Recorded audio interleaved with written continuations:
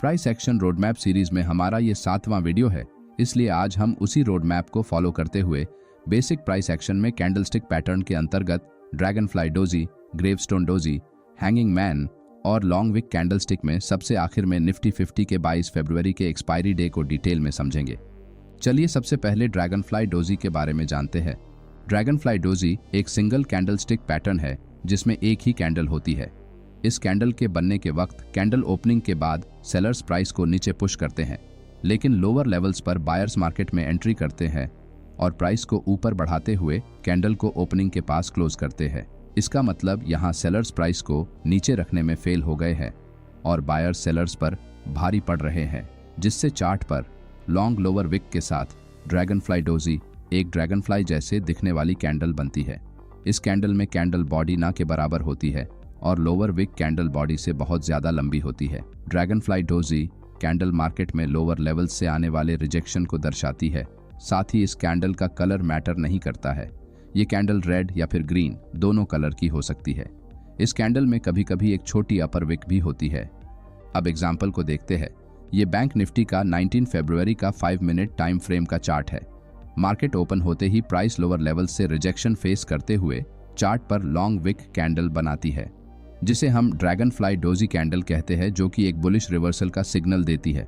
इसका मतलब इस लेवल पर मार्केट एक सपोर्ट बनाने की कोशिश कर रहा है, इसलिए यहाँ पर बायर्स बार बार प्राइस को ऊपर उठाने की कोशिश कर रहे हैं, जिससे चार्ट पर प्राइस कुछ देर तक एक ही रेंज में ट्रेड कर रही है। यहाँ सेलर्स के फेल हो जाने से मार्केट में बाइंग प्रेशर बढ़ता है और प्राइस एक स्ट्रॉन्ग ग्रीन कैंडल के साथ इस रेंज को ब्रेक करते हुए ऊपर निकल जाती है। ड्रैगनफ्लाई डोजी कैंडल के बाद अगर एक ग्रीन बुलिश कैंडल बनती है तो आप सपोर्ट एरिया के नीचे अपना स्टॉप लॉस लगाकर लॉन्ग ट्रेड एंट्री कर सकते हैं। ड्रैगनफ्लाई डोजी कैंडल अगर एक स्ट्रॉन्ग सपोर्ट एरिया के पास बनती है तभी मार्केट के रिवर्सल के चांसेस बढ़ते हैं। चलिए अब ग्रेवस्टोन डोजी को समझते हैं। ग्रेवस्टोन डोजी ये भी एक सिंगल कैंडलस्टिक पैटर्न होता है। बायर्स एक स्ट्रॉन्ग बुलिश सेंटीमेंट के साथ प्राइस को ऊपर उठाते हैं, जिससे चार्ट पर स्ट्रॉन्ग ग्रीन बुलिश कैंडल बनने लगती है। मगर हायर लेवल्स पर सेलर्स मार्केट में एंट्री करते हैं और प्राइस को नीचे पुश करते हुए कैंडल को अपने ओपनिंग के पास क्लोज करा देते हैं, जिससे चार्ट पर एक लॉन्ग अपर विक के साथ एक स्मॉल बॉडी कैंडल बनती है, जिसे हम ग्रेवस्टोन डोजी कैंडल कहते हैं। इस कैंडल में कैंडल विक के मुकाबले कैंडल बॉडी बहुत ही छोटी होती है। यहाँ बायर्स की ताकत कम होने से सेलर्स उन पर भारी पड़ते हैं और प्राइस को ऊपर से नीचे ले आते हैं। ग्रेवस्टोन डोजी कैंडल एक बेरिश रिवर्सल के सिग्नल के रूप में काम करती है। अब एग्जाम्पल्स को देखते हैं। ये बैंक निफ्टी का 22 फरवरी का 3 मिनट टाइम फ्रेम का चार्ट है, जहां मार्केट ओपनिंग के बाद प्राइस थोड़ी देर नीचे जाती है, मगर लोअर लेवल से थोड़ा सपोर्ट लेकर ऊपर की तरफ बढ़ती है, मगर अपने डे हाई को ब्रेक नहीं कर पाती है और डे हाई से रिजेक्शन फेस करते हुए चार्ट पर लॉन्ग अपर विक के साथ एक ग्रेवस्टोन डोजी कैंडल बनाते हुए नीचे आती है। यहाँ बायर्स लोअर लेवल से प्राइस को ऊपर उठाने की कोशिश तो करते हैं, मगर लो बाइंग प्रेशर के कारण अपने डे हाई को ब्रेक करने में फेल हो जाते हैं। इसका मतलब यहाँ डे हाई लेवल मार्केट में एक स्ट्रॉन्ग रिजेक्शन की लेवल की तरह काम कर रहा है। कुछ देर बाद प्राइस डे स्विंग लो को एक स्ट्रॉन्ग बेरिश कैंडल के साथ ब्रेक करते हुए तेजी से नीचे चली जाती है। चलिए अब हैंगिंग मैन कैंडल के बारे में जानते हैं।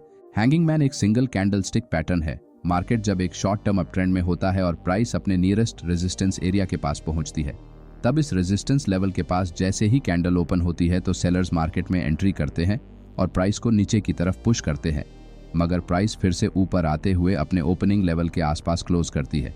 यहाँ लोअर लेवल से मार्केट में बायर्स ताकतवर होते हैं और प्राइस को अपसाइड मूव करते हैं, मगर प्राइस जैसे ही रेजिस्टेंस एरिया के पास पहुंचती है वैसे ही हायर लेवल्स पर रेजिस्टेंस को देखते हुए सेलर्स मार्केट में एंट्री करना चालू करते हैं, जिससे कैंडल थोड़ी देर तक नीचे जाने की कोशिश करती है, जिससे चार्ट पर एक लॉन्ग लोअर विक के साथ हैंगिंग मैन कैंडल बनती है। यहाँ मार्केट अपना पुराना बुलिश मोमेंटम कंटिन्यू करने में फेल हो जाता है, जिस कारण रेजिस्टेंस लेवल का ब्रेकआउट नहीं होता और सेलर्स धीरे धीरे सेलिंग स्टार्ट करते हैं, जिससे नेक्स्ट कैंडल लोअर लेवल्स पर क्लोज करती है, जिससे बायर्स डर जाते हैं और अपना प्रॉफिट बुक करने लगते हैं, जिससे हायर लेवल्स पर सेलिंग प्रेशर बढ़ता है और प्राइस जैसे ही हैंगिंग मैन कैंडल के लो को ब्रेक करती है वैसे ही तेजी से नीचे चली जाती है। यहाँ हैंगिंग मैन कैंडल के हाई के ऊपर या फिर रेजिस्टेंस लेवल के थोड़ा ऊपर आप स्टॉप लॉस प्लेस करते हुए शॉर्ट ट्रेड में एंट्री कर सकते हैं। मल्टीपल लॉन्ग विक कैंडल्स कैसे ट्रेड करते हैं, चलिए जानते हैं। जब कभी मार्केट एक डाउन ट्रेंड में होता है और प्राइस अपने नियरेस्ट सपोर्ट लेवल के पास आते समय इस तरह की multiple long wick candles chart पर बनती है तो इसका मतलब यहाँ मार्केट का जो प्रीवियस ट्रेंड है वो अभी धीरे धीरे कमजोर हो रहा है।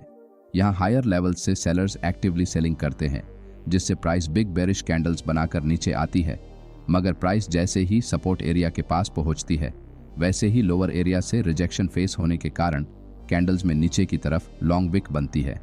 सेलर्स कैंडल्स को और नीचे क्लोज करने में बार बार फेल हो रहे हैं। इसका मतलब सेलिंग प्रेशर सपोर्ट एरिया के पास धीरे धीरे कम हो रहा है, जिससे प्राइस सपोर्ट एरिया में एक रेंज में ट्रेड करती है। सेलर्स को कमजोर होता हुआ देखकर बायर्स मार्केट में एंट्री करना चालू करते हैं और प्राइस इस रेंज को ब्रेक करते हुए ऊपर निकल जाती है। उदाहरण के तौर पर अगर हम निफ्टी 50 का 22 फरवरी के एक्सपायरी डे का 5 मिनट टाइम फ्रेम का चार्ट देखेंगे तो यहाँ प्राइस दिन के शुरुआत में बिग बेरिश रेड कैंडल्स को बनाते हुए नीचे जाती है, लेकिन 10 बजे के बाद मार्केट में कैंडल्स का साइज छोटा होता जाता है और कैंडल्स में नीचे की तरफ लॉन्ग विक बनने लगती है।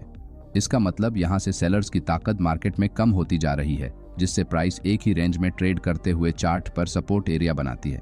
मार्केट में शुरुआती समय में जो मोमेंटम था वो अभी कम हुआ है। साथ ही इस दिन निफ्टी 50 में वीकली ऑप्शंस की एक्सपायरी भी होती है, जिससे जो सेलर्स हायर लेवल्स पर सेलिंग करके बैठे हैं उनके पुट ऑप्शंस के प्रीमियम इस मोमेंटम के कारण तेजी से बढ़े होंगे।